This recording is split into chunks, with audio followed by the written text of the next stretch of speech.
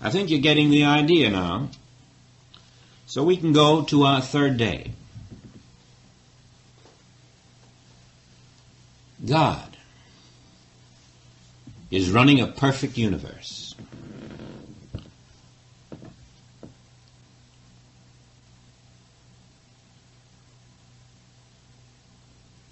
Just digest that within yourself. Today, in my daily resurrection, while I attend to my normal activities, while I look at everything good or bad, while I know that only God is here, I know that God is running a perfect universe. This is the truth. What my eye sees does not matter.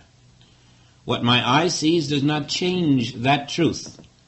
And because God is running a perfect universe, whatever I see that is imperfect is only a concept of the world mind.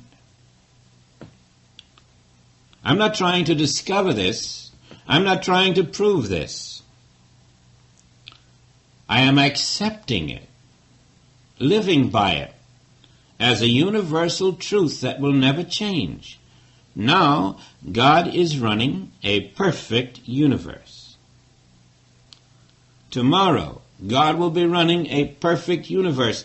Yesterday, God ran a perfect universe. And so I erase every belief I ever had consciously that something went wrong. Nothing ever went wrong. This, on my third day of daily rebirth, is an acceptance of this truth, and consequently an erasure of all in my life that has denied this truth. I thought I had the smallpox when I was 3 years old. I thought that at the age of 7 some boy knocked out my front tooth. I thought at the age of 14 that I'd never get rid of this horrible complexion. And at 22, I was so hurt in love. At 29, another problem. At 36, another problem. But wait a minute. I didn't know then that God was running a perfect universe. I know it now. And I accept it now for all those years. I was wrong. I was living as a child born of woman. I didn't know I was the Son of God, perfect as my Father. I know it now. I know now those things were never true. I know now that I was then the Son of God, even though I didn't know it then. God has been running a perfect universe eternally. And so through all of my so-called past years, I was living in God's perfect universe unawares. And I only suffered from my unawareness of that truth. Today, the same thing is true.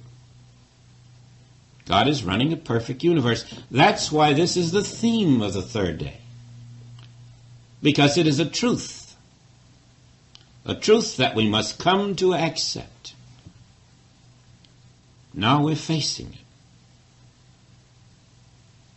Perhaps a letter will come in the mail today with great and wonderful news, and we'll be elated. But suppose one comes with bad news, and we frown, and we worry. It's because we are in a state of separation from the truth. There's no bad news in today's mail. God is running a perfect universe. What's the difference what it says? It isn't true. And it can have the most horrible ideas in it, which you would normally say, oh my heavens, what can I do now? How can you then be the Son of God? You're back to humanhood, mortality, the belief that you're flesh and bones, aren't you? You see why this must be a daily practice? Now, theoretically, you've gone through the first day. We only did it for a few minutes, but you will do it for a whole day. And then the second day. And by this third day, if such a letter would come to you, you could just look at it and say, of course it's a mistake. It can't be. God doesn't run a perfect universe and permit you to receive nasty letters.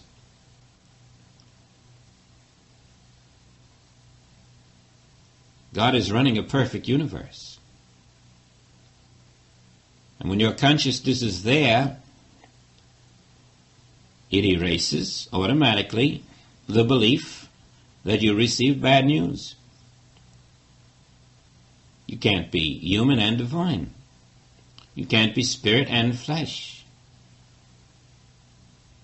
You can't walk in the world and walk in the kingdom of God.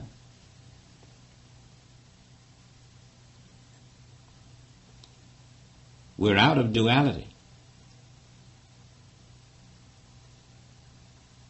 And as you cross that false dividing line and stand there, knowing this is a perfect universe that God is running, well, it's better that you have that experience. Because no words from anyone can mean as much as the actual experience of feeling the actual turning.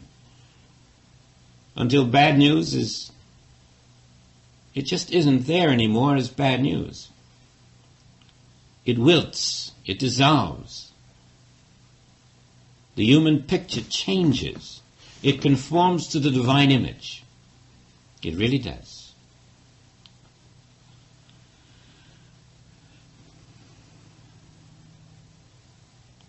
Now, when you know that God is running a perfect universe, when that's your way of life, suppose you're looking at TV and the Indianapolis Speedway is on. Car goes up in flames. Well, it does for the rest of the world, but not for you.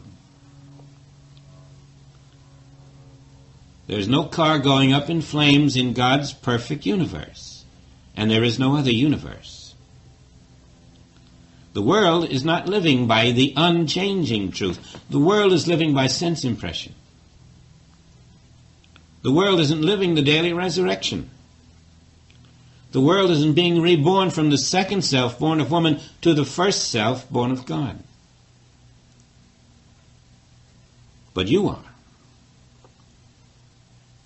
You are transforming your consciousness. You're being true to truth alone, not to the deception of the physical appearances. So if you were at the Indianapolis Speedway, and even if you were treating the driver who crashed, you would administer all of the visible medical aids that you could, that his consciousness requires, but in your consciousness, you would be knowing the truth. You would be knowing, Father, I am true to you. Only you are here. There is no mortal flesh here except in the world mind. There is no mortal flesh where I appear. Only your spirit is here, and your spirit is constantly maintaining your perfection. Your spirit here is omnipotent. It does not permit evil. The Spirit of God here is conscious, all-knowing, knowing all that is happening. And if that Spirit saw an imperfection coming, if such were possible, that Spirit has the power to prevent it before it happens. So there is no place where any imperfection can ever actually begin, for only Spirit is here.